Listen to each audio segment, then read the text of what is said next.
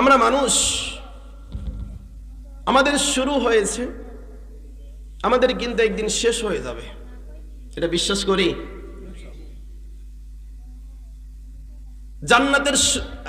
জাহান্নামের শুরু আছে, জাহান্নামের কি আছে?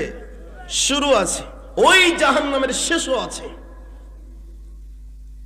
জীবন শুরু হয়েছে, জীবন থেমে যাবে, জীবন শেষ হয়ে যাবে। দিন শুরু হয়, দিন শেষ হয় না? হয় না? রাত শুরু হয়েছে, শেষ হবে না? হবে না? সব কিছুর শেষ আছে। যেটারই শুরু আছে সেটারই শেষ আছে, কিন্তু জান্নাতের শুরু আছে, জান্নাতের শেষ। ওই জান্নাতে যেতে চাই।